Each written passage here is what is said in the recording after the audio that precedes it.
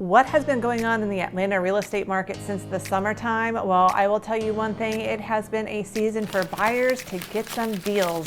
Why? Well, stay tuned. I'm going to tell you all about what has been happening here in the Atlanta real estate market. So let's get after it right now. Hey everyone, my name is Molly and welcome back to my channel where I talk all things living here in the Atlanta area. And today I want to give you a fall market report of what's been going on in the Atlanta real estate market since I last reported back in the summertime. So what I will say from the summer months until the fall, I will say for buyers, this has been your moment to really get a good deal. Now you may be asking yourself, how am I getting a good deal? The interest rates are still high. Well, I will say sellers are willing to bargain a lot more right now, and there's several reasons for that. One reason for that is there is a lot more inventory sitting on the market. So sellers are having a lot more competition, and honestly, there's less buyers out there looking. I think a lot of buyers are just kind of throwing in the towel for now, waiting for interest rates to drop. But the savvy buyers are out there looking, and they are able to snag up some of this inventory that has been sitting a lot longer than sellers are used to. And sellers are really itching to get it sold. They're just not used to having something sit on the market so long. So let me dive into a few of the charts here and hopefully it'll make a little bit more sense for you. So first, let's look at the months of supply for single family homes. And I'm talking about the metro Atlanta market. I could dive into the nitty-gritty details of all the different neighborhoods, but that would take forever. So if you are curious about a certain market, just let me know in the comments section, and you can always contact me any way you want. All my contact information is down in the comments section as well. But for all purposes, we're just going to keep this very broad, talk about single family homes in the metro market. And you're going to see that the amount of inventory sitting on the market is starting to increase. We are now at about 3.7 months of supply. Now, what does that mean? Again, months of supply is our way to measure of how much inventory we have on the market, how long it would take to sell all the homes currently on the market. Right now, 3.7 months. So a balanced market where it's neither a buyer's market or a seller's market is 6 months of inventory. So we're still technically in a seller's market, but it kind of doesn't really feel like it. Now, I will say, even though there is more inventory to choose from, which is great for buyers, not all the inventory is great. You can see from this chart though, that the amount of inventory we have currently on the market, that's getting back to the kind of our normal years back in 2015, 2019, that span of years where we did have more inventory to choose from. So we're getting back to kind of what I would call a more normal market here in the Atlanta area. There's a little bit more negotiation happening. Now, this next chart I want to show you is how many homes are selling per month. And I put even the last 10 years of data so you could kind of just compare current year to years in the past. And you're going to see that here in October of 2024, we've sold about 3,100 homes. This is pretty even to what we did last year. But comparing 2023 and 2024, these are years where we have just seen record low number of sales. Look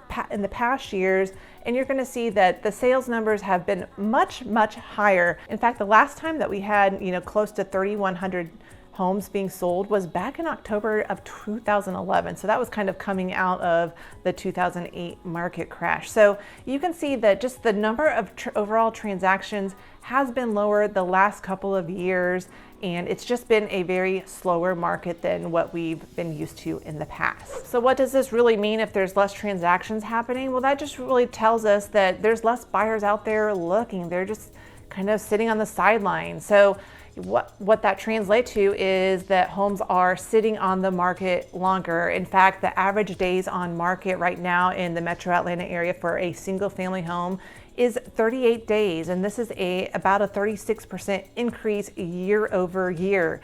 Now, of course, that is longer than what we're used to back in. Look at the chart here in 2021, 22, where we were looking under 20 days average on days on market.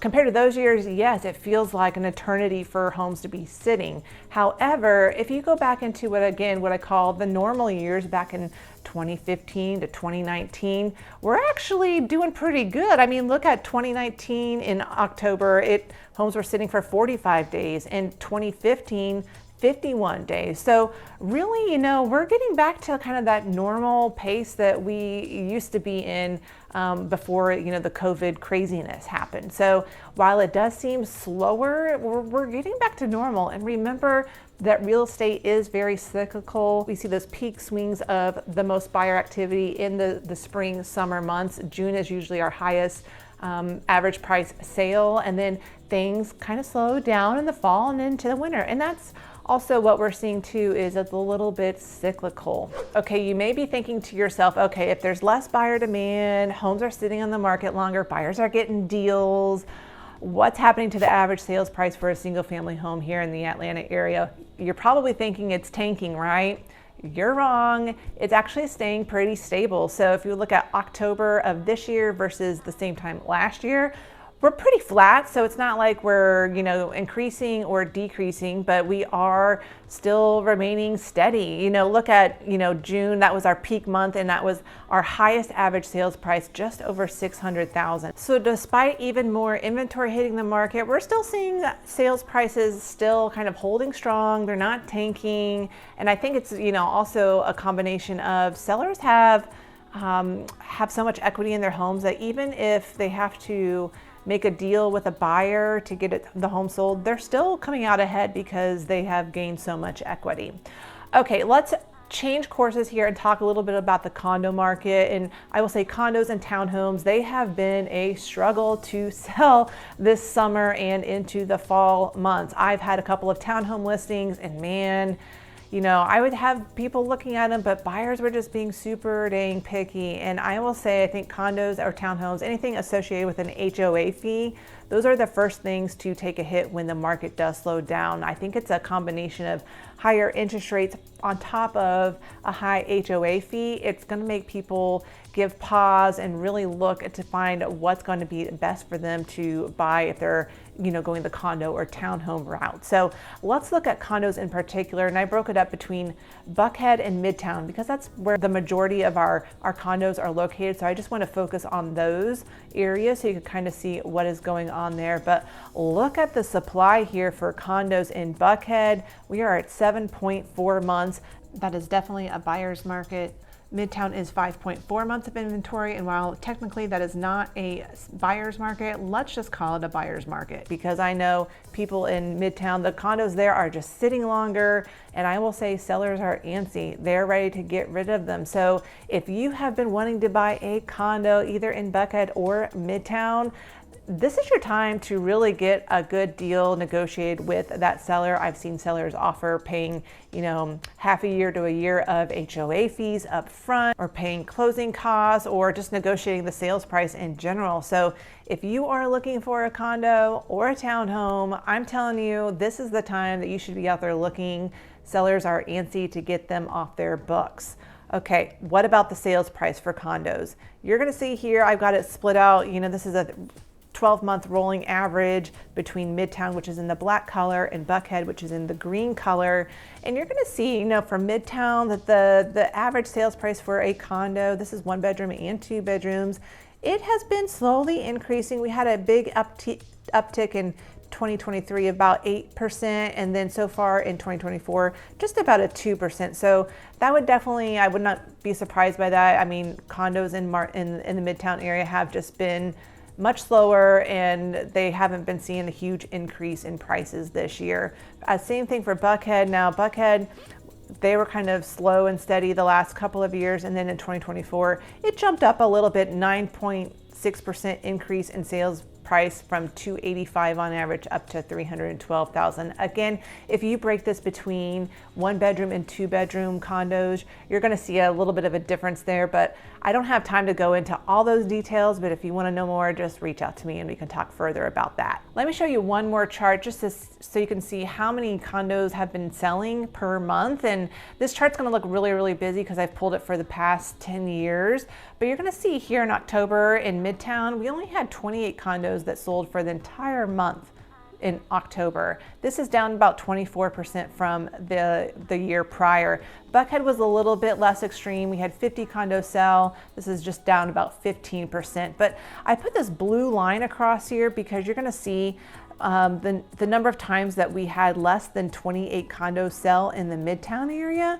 And it's not that many times in the past 10 years. In fact, the only time it has hit under 28 units that have sold is generally back in the month of January, when that is typically cyclical in nature, where we have less transactions happen in the January winter month. So like I said, and I want to reiterate this, if you are looking to buy a condo or even a townhome in this current market that we're in, this is a great time to negotiate a deal, because sellers, they want to get that off of their books and they're willing to make that happen. And they know that there's a lot of other inventory out there. So if you're in the market for a condo, reach out to me. Let's get a deal done, because you can get a good one right now. Now, I'm recording this video right before Election Day. So by the time I post this video, we will know who our next president is. But I will say it's kind of funny, during an election year, we generally do see this trending decline in sales. So, you know, while there is this slowdown in the market, part of it might be due to the election. It's kind of sounds silly to me that people would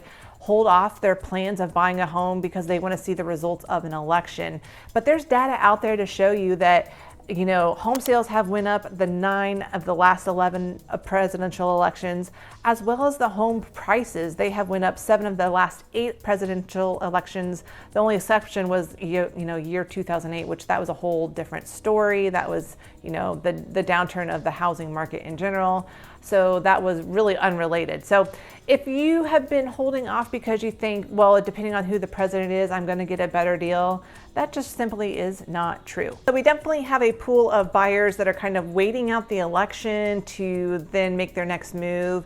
And then we also have a pool of buyers that are kind of just sitting on the sidelines because they're waiting for that interest rate to fall down. They're just like, you know, if the interest rate could just get to this level, then I will enter the market. Well, guess what? Everyone else is thinking that too. And as you all enter the market again, when that interest rate goes down, then the price is just going to get higher. So you can't have your cake and eat it too. You can't have a low interest rate and get low prices, because when that interest rate gets lower, those prices are just going to go up.